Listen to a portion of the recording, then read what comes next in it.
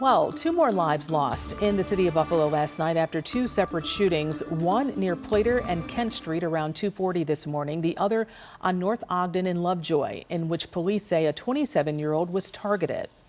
Now, this upsurge in deadly violence actually started back in 2020, but it continues to plague the city of Buffalo. High-ranking members of the Buffalo Police Department discussed how they are trying to combat it during a radio program this afternoon. Channel 2's Ron Plants has some excerpts of their discussion for us.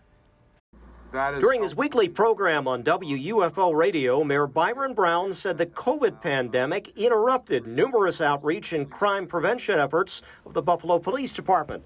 But then he brought in deputy police commissioners for insight into what the BPD was specifically doing, some of it obvious, like noting state grants allowed for increased police patrols, but also more focused on the time of day and areas where shootings occurred. So we'll get into those areas, use those additional patrols, have them do park and walks at specific times at those places to try to prevent.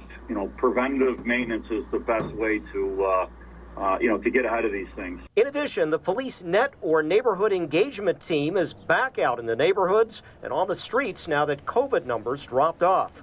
Behind the scenes, the shoot review panels meet once a week with elements of local, county, state, and federal law enforcement looking intensively at all shootings with technical backup. Using national incident book tracing so we can trace shell casings, in video and whatever we can. So we are being as precise as possible.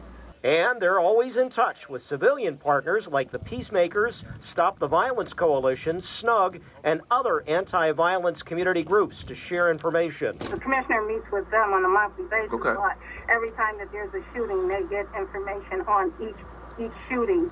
So they are able to go out and work with communities to try to discourage any further violence. Finally, as always, they're pleading with residents to come forward to help them do their job, usually with mixed results. Ron Plants, Channel 2 News.